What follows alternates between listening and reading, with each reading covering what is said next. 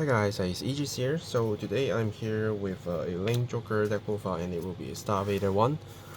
Since we do have updates from Free Clan collection, and of course it's coming out in English very soon, which I do heard there will be some delays, so I'm still waiting to get my English cards.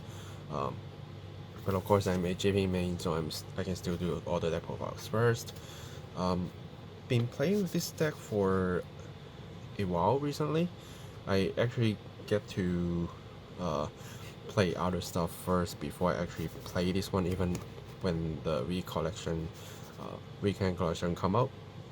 So I only get time to actually play test this recently, and so far I picked some hard matchups, so I think the deck is quite ready to show you guys.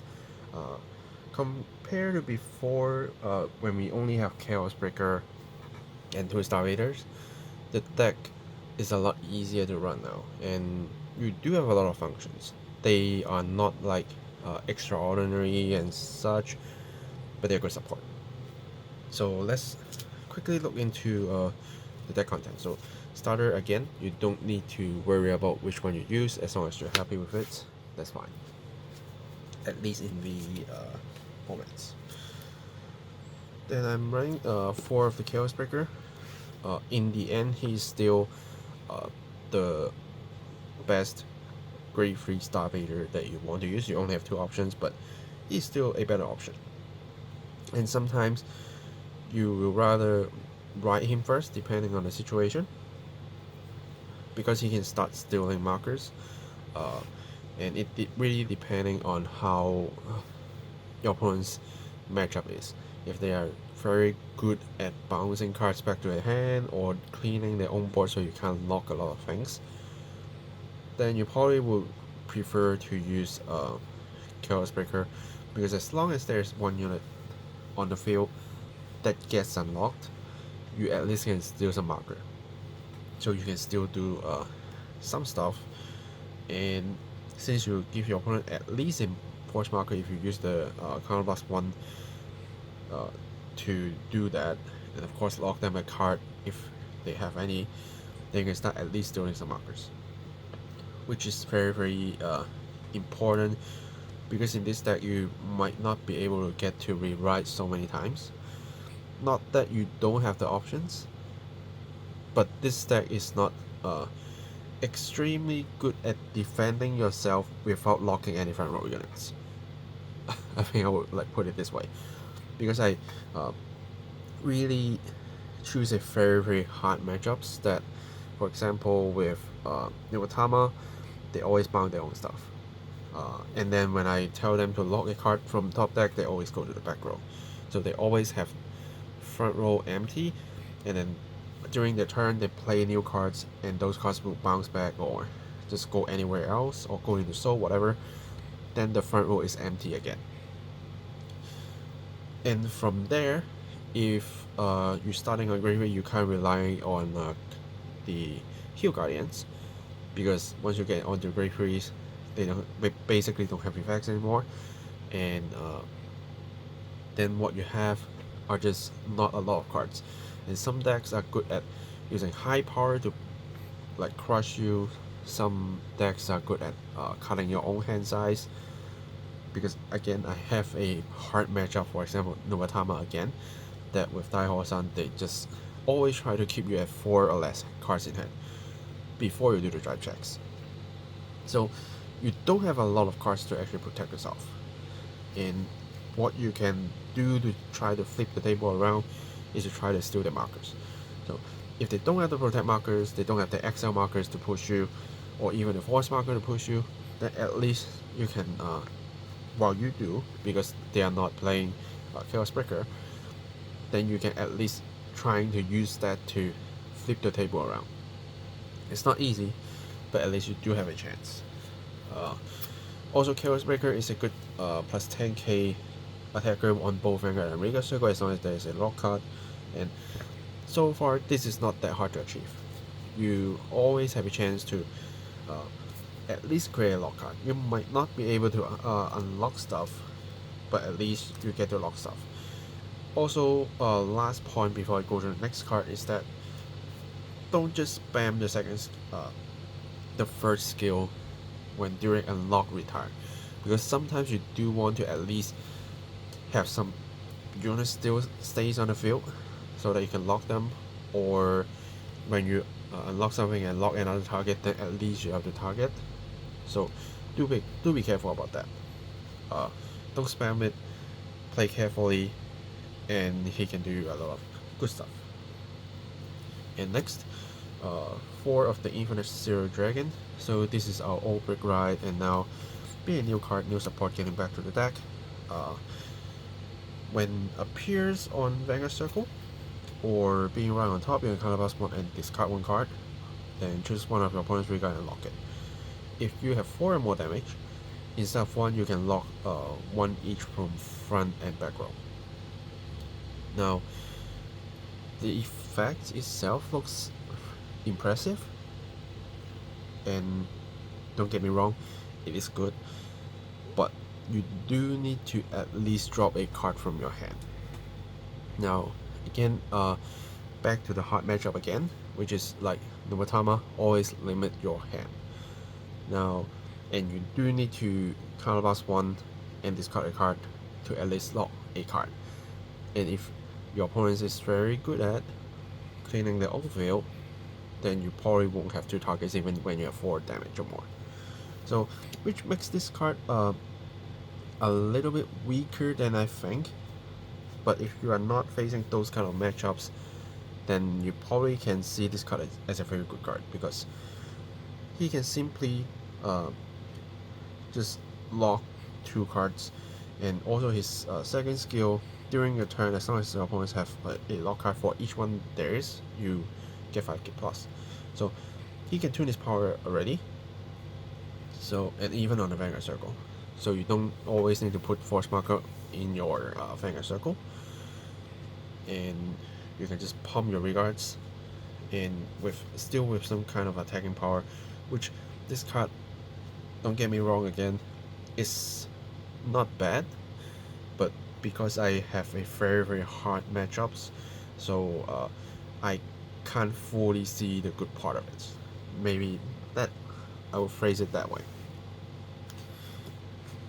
But also because I have been getting into like basically the worst matchups, I know what I need to switch gears to Chaos Breaker, or it's still okay to go into Infinite Zero while still having 1 or 2 lock cards and pump his power up and use the power to crush more opponent. That happened because riding him, you at least still get a Force Marker, and if you don't have any cards that help you unlock during your own turn, Chaos Breaker's stance there will just not be helping you that much, because you can't gain any benefit from it. Right. So let's go to the next card, which is Nostrum Dragon. So he is a counter charger and a grade 2 or higher field remover, but he needs to go to drop himself. You need to retire him. Usually when I see some annoying grade 2s or grade 3s stay at the back row, I'll use him, and I also get a counter charge. So counter charge is very important in this deck. You can always guarantee yourself heal, and you do need to use a lot of counter blasts. Just these 2 are already using you 1 of each, so you can see that counter blast usage is very high. Now entering grade 2s, we first have 3 Gravity Collapse Dragon.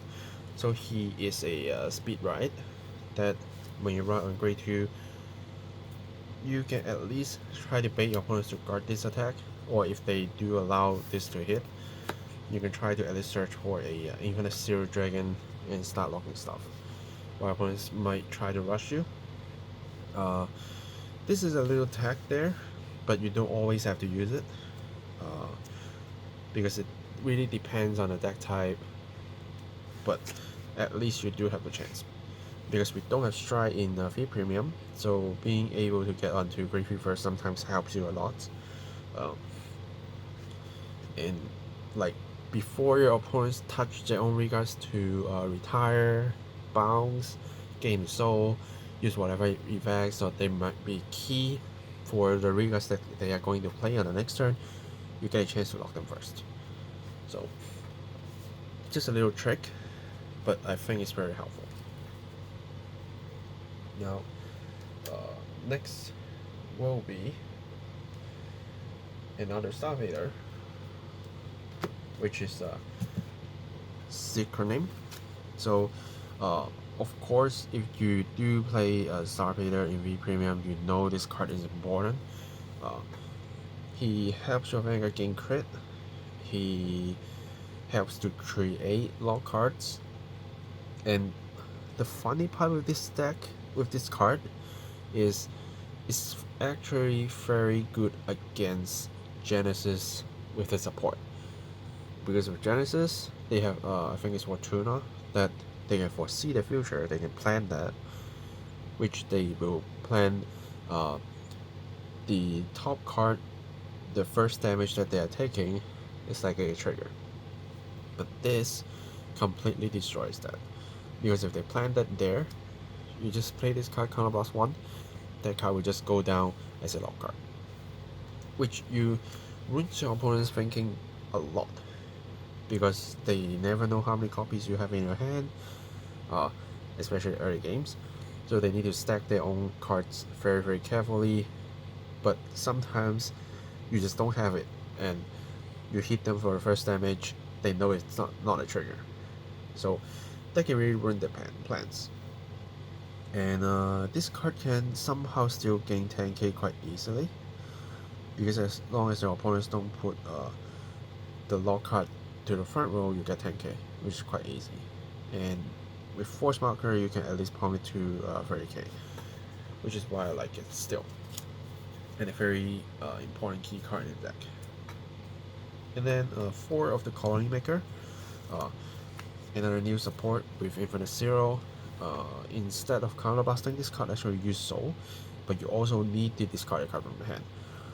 Then you look at top 5, search up to 1 Star-vader, call to Regard Circle as rested, shuffle the deck. If opponents have a lock card, instead of resting, you can call it as stand. So this card again helps you rebuild the board, but you do need to discard a card for it. So you can see this package always asking you a hand, and you do need hands to protect yourself, so this is double hurting your hand size. If you're facing a deck that is very good at cutting hand size, then you have a trouble with this card. But being able to search when you don't even have that pieces in your hand is great, because we do have 6 types of Star-vaders right now, so the search success rate is actually quite high. But of course, there are chances that you're still not going to hit anything. There is. So just as a backup, and since your other units always help you to create a lock card, you usually only play this card when your opponents have a lock card, so you don't need to call that unit rested, and just stays there. Right, now entering grade 1s, starting with Grid Researcher, because we do want to find our key parts and write at the time we want to write for the selected units. Basically just that, nothing too fancy and such. The plus 5k is there to help you adjust power, but not that important. Yeah. And then Craving Claw is still the key card, same as him, that you get to search for Star-vader, look at top 5, and you get to unlock during your turn, and then lock another card. So you still get to do some field control with this card, and you get to fill up the soul, which this card is very key. And in the past, since we only have 1 of each, this is so hard to search stuff. But now you do have 6 targets, which is 6 one will come up very soon, and you can search with a Colony Maker, which helps you a lot easier to actually get this piece and start giving your opponents threats. Also, during your grade 2 turn, if you have a Gravity Collapse Dragon and you put a Gravity craving claw behind it, then you can give your opponents double threats. There's 2 on hit. Do you want me to get it? If you hit, what I usually do is I look at top 5 first to search a Gravity Cyber Dragon to ride, which all 3 of them are Cyber Dragons, so don't worry about that. As long as it's Gravity, even the Hill Guardian is a Cyber Dragon, so you can at least ride something if you want to. Then you search for Star-vaders, because if you look at top 5 with this first to search for a Star-vader and you see this, you're going to cry. So what I want to usually do is at least I look at top 5 and then I can at least try to think, do I want to superior ride? If no, it's okay. If I want to, at least I get to do it first, rather than I see those, get one to my hand, reduce the chances I can superior ride, and then use the grade 2, look 5 and can't find anything, right? So this card is still key, still important, and make sure you have 4. Okay, and next is Palladium. So this is also an interesting card, same as a grade 2 that can create lock cards from top deck, but he's differently. Is first, when it's cut being around on top, you can call it to regular circle, reduce your soul, but at least you get this unit ready on the field. And when your opponent's lock card being unlocked, counterblast 1 and retire this unit, then your opponents will look at their top deck and call it to empty circle as lock card. So again, this kind of an anti-Genesis weapon that when they plan all their top decks and when they unlock, you say, okay, put that top card to the field, to the empty circle, and then the next time you use this, you cut another one. So these 2 combos actually help cutting your opponent's deck by a lot if you use them like very frequently, even though they all cost counterblast, so you do need to be very, very careful with that. But being able to generate lock cards, killing your opponent's plan with the top decks, these are just very, very valuable. Yeah. So now entering triggers, which we run 6 crits, 4 PG draws, 2 more draws, and 4 Hill Guardians. Now the reason running 4 Hill Guardians is because I do want to increase the rate I have them in hand during my early grades before I get to grade 3s. Yes, I do have this to superior ride, and once I superior ride successfully, they will be useless. But still, I don't want to get early rush. So 4 I think is still great, and having 6 draws, giving me more chances to have a lot of hands, because Infinite Zero will take my hand, this will also take my hand. That's really taking a lot of stuff from me, and if I pick a grade 3 from these, I also need to give up my hand in exchange. Even my hands I need to change, but I sometimes need to give up something more important in order to get the right pieces. So having more draws actually helped me a lot, and I do find quite a lot of times that I actually get saved by draws. No matter I hit them as a damage or hit them as a drive check, they all save me a lot of times. And crits is still important, even we do have the grade 2 to help us to pump our Vanguard crit into 2, but you do want to give more threats, and sometimes you do want to go for one shot. So 6 crit is still great, and they are 15 shield, which is very important when we don't have a lot of hand size. We do want a lot of high shield values. So there you are. But if you're really afraid of shield value, you can simply cut 2 of these back to the 20k shield heal. That's also fine as well. Yeah. So that's deck, and I really have been fighting a very bad matchups and which I learned a lot from there. That a lot of empty circles where you can't control them, and if you can't put anything to the front row, what you can do. There's a lot of things you need to learn from this deck.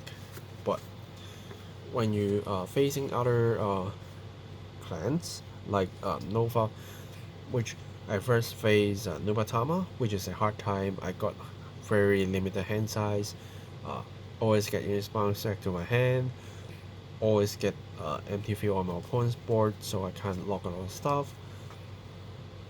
And then to Genesis, that they can start foresee the future. They can also create empty circles, and they can always at least plan 2 or 3 attacks with a lot of force markers if I can't steal them.